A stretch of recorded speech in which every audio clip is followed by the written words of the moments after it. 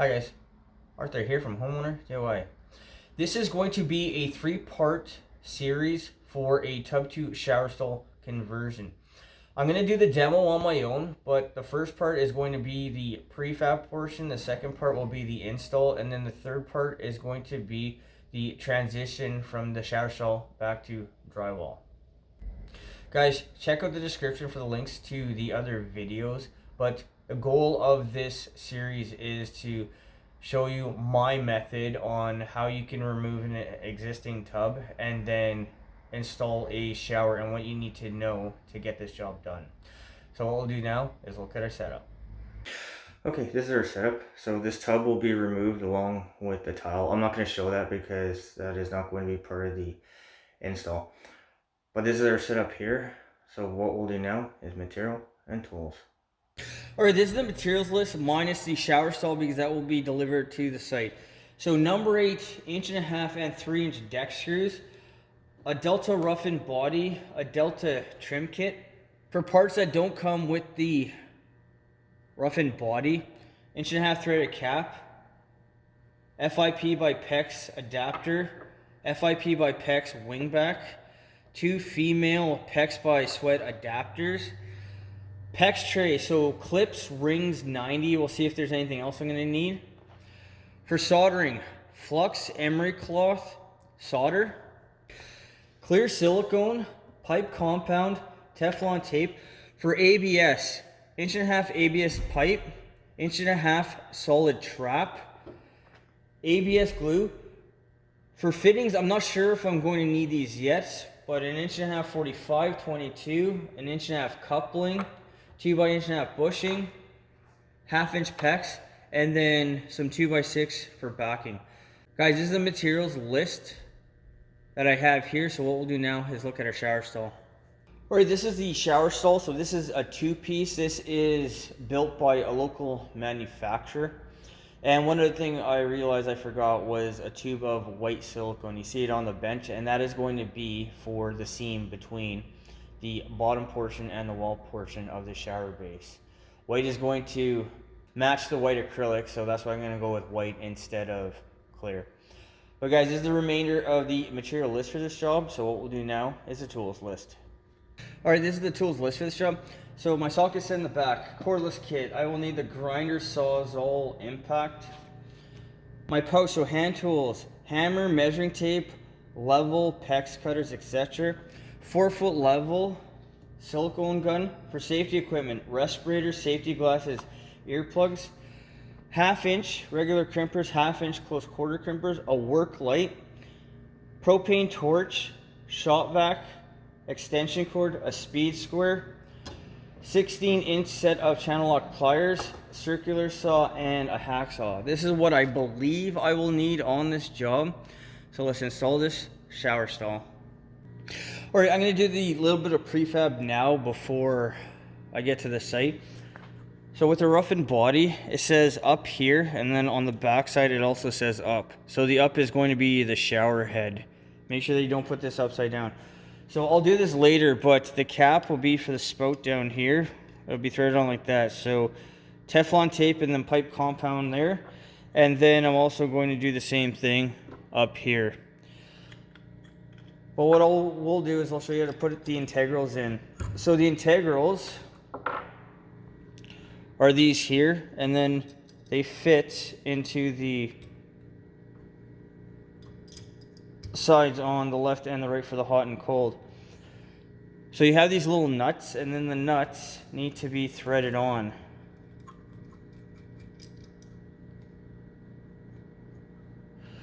So the size of the nuts is 3/8.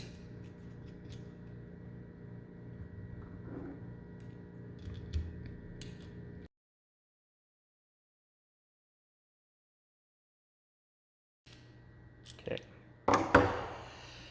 So those are the integrals. As you can see how when you back them out, they come out, and then as you screw them in like this one, how this one is deeper inside.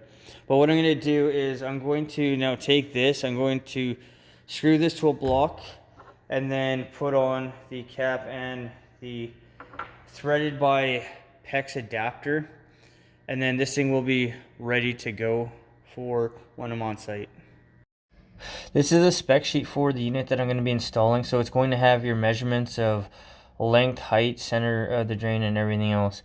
So when I install a unit like this, I'm going to use this spec sheet to know where my drain is going to be and anything else. So when it comes to installing the unit, it'll go as smoothly as possible. Alright, for the shower stall, there's two things that can be done for prefab. The drain in the bottom can be installed, and then the hole for the handle for the cartridge can be drilled out, or in my case, I'm going to take a grinder because I don't have a 5-inch hole saw and I'm not going to buy one for just one hole. So what I'm going to do is I'm going to measure off the center of the drain to where the edge of the shower stall is, and then I can take my measurement, transfer the line up here, and then figure out where I am going to be. So what I'm going to do is I'm going to have this up at 40 inches off the floor of the shower stall, and then I need to plumb the shower stall, so when I take my measurement, the line that I'm going to follow off the side is going to be straight. Alright, I put a couple pieces of plywood underneath the feet in the back, and I just need to make sure that this thing is plumb. So you can see it's just within reason.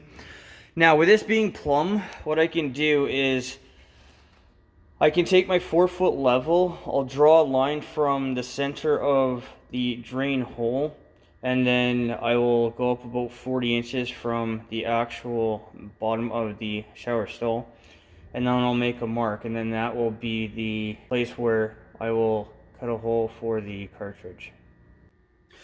Alright, so I'm going to look at the center of the hole, I'm going to plumb the level, and then I'm going to draw a line that is plumb. If you have a cross laser, you can use that as well.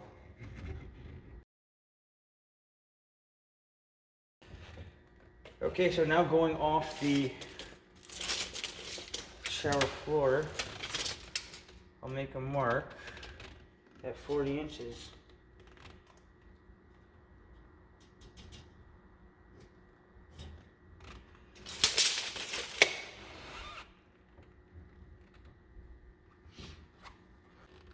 Okay, one thing to keep in mind. I'm measuring off the shower floor. Before the shower is actually installed, you're going to be measuring off the subfloor. So be sure to figure out what the difference in elevation is going to be, because that can throw you off. As of right now, it looks like the shower head will be just above the shower wall, which will make it easier for me, but it's just something to keep in mind. Or this is where the center of the cartridge is going to be. So what I'm going to do is I'm going to make a bunch of marks that are 5 inches.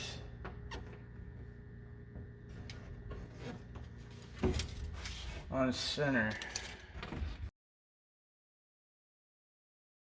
Alright, well, if I had a 5-inch hole saw, I'd put my pilot bit right in the middle, and that'd take this out. Since I don't have a hole saw, what I'm going to do is I'm going to keep making a bunch of marks all the way around until I have a rough circle. The trim plate is, I think, 6 inches in diameter, which means that I'll have a 1/2 inch of play all the way around. I have a inch play in total. You have to be absolutely certain where you're going to drill your hole or punch your hole through, because it'll be extremely expensive to try to fix this. Alright, so this is my mark. It's 5 inches to center all the way around. It looks like a rough circle. So if we look at the trim plate here, this ring here that goes around from here all the way around here, that is what I am going to take out. So it'll look roughly like that, and then I'll have an extra inch all the way around from that, which means the actual ring itself is, it's 7 inches, not 6 inches. But this will be big enough where I'll be able to move the body back and forth, because I need to crimp it on. Since this is an exterior wall and I don't have access, I need to go through this hole to make this all work after the shower has been input into its place. And if we put this in here, now you'll have an idea of what it's going to look like. So because the crimp, if we look at it like this, the crimps are too far out, so this all has to be moved back and forth to make this work. But everything here looks okay, so what I'm gonna do is I'm gonna double check all my measurements, assuming everything is still good to go. I'm going to put on my safety glasses, earplugs, and take a grinder and very carefully cut through this all the way around. All right, I've gone ahead, I've double checked, I'm happy with where it is. I also took a marker just to make it easier for you guys to see. And what I'm gonna do is I'm just gonna go around slowly with a grinder. Now, the acrylic is only 1/8 of an inch thick, so you don't have to go very far. And if you're unsure, you can always hit it from the back side. But I'm just gonna go just through and you just keep going around until I've cut the thing out. My approach to scoring the acrylic would be the same thing as scoring concrete. Make your lines, just do it very shallow, and then once you've gone all the way around, you can go deeper. It's always easier just to go a little bit deeper than try to fix something if you've gone too far. Go slow, steady, just make sure you're accurate and do this right the first time so you don't have any issues. I also recommend wearing at least a dust mask. I wore my respirator. The acrylic is not toxic, but there will be a lot of dust and it's probably better if you don't breathe it in.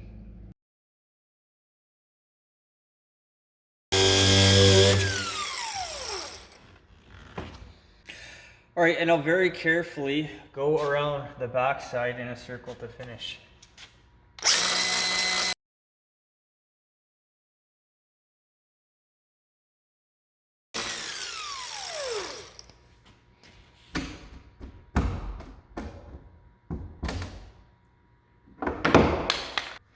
All right, with the hole cut, we'll just put our cover up. Should be like this, and then it covers it all the way around nicely. The two holes need to be exposed for your trim screws, but everything here worked out well. It's actually a 1/4 inch up here. I thought looking at the flange it was 1/8 of an inch, but okay, before I actually take apart the wall and the base, I will show you how to figure out the depth for your backing. So this here, this flange is going to be tight up against the wall. I've already checked this and everything works out where it is plumb, it is straight.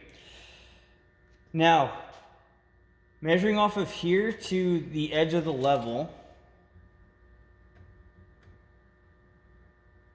is about 1.1 inches. So for our body here, it's either this here can be flush or it can be a 1/4 inch back. Like I said, it is better, if you're unsure, it's better to be deeper because you can just slide something in behind it instead of being too far out. So what I'm gonna do is I'm just gonna put the block cover on the very back, and then this will give me about a 1/4 inch inset.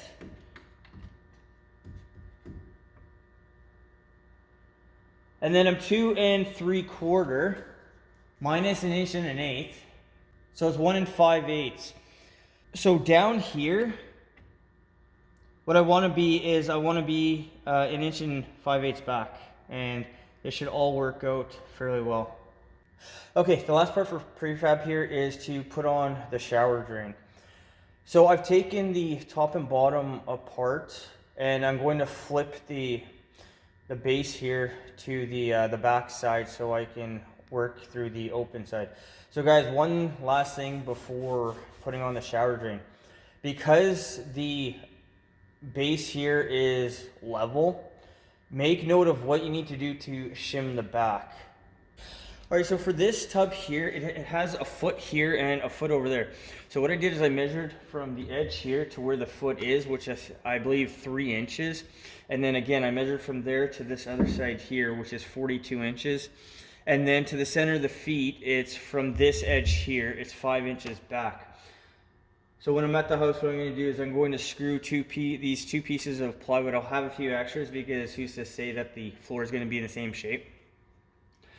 And I'll take a level, put it across the top over there, and make sure that it's level.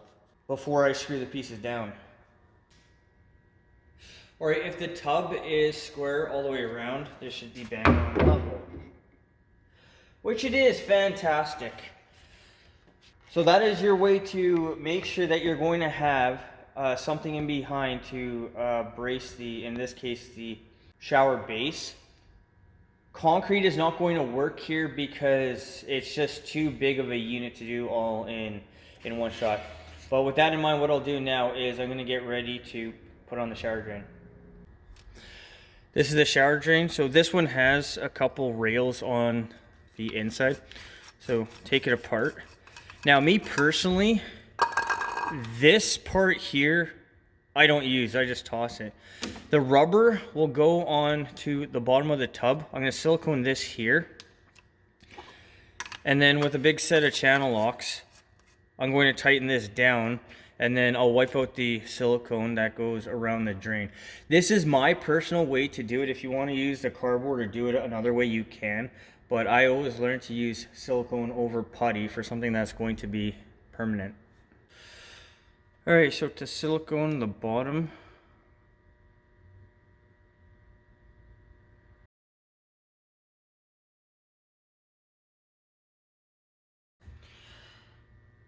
alright, so put it in the middle. You want to make sure that you see silicone all the way around.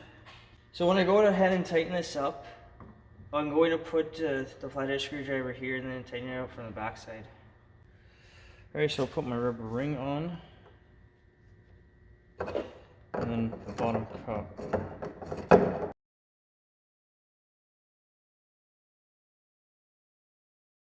Okay, I'm going to go ahead and check the other side. So if the drain needs to be centered in the hole, you can take your set of channel locks and just hit this side back and forth as you need to. Okay, the drain is low towards the bottom, so what I'm going to do is I'm going to hit this towards the top. Think a little bit more. Okay, that looks to be okay. So the silicone all around the inside needs to be wiped away.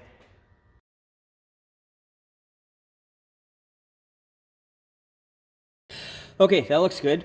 So one key thing is make sure that you don't rest the base here on the drain itself. Leave it elevated, and we're going to talk about this on the install. But if you rest the base on the drain when this silicone is drying, or even after it's dried, you can potentially break the seal and have a leak. And for those of you who want to, if you want to put a bead of silicone around here, you can. I can see silicone spurting out the very edge, so I don't think it's necessary. It doesn't hurt to add a little bit more if you want to, but in either case, for now, I'm going to leave the bushing out just because I don't know if it's going to actually be 1.5 inches or something else. Assuming it is 1.5 inches, I'll just glue the bushing in, but it's easier just to glue it in just to find out that somebody did something crazy before and have an issue. Otherwise, that is it for the prefab portion. What you do here is going to make or break your job. Everything here that is ready to go will just make your job that much easier. So we'll continue on site.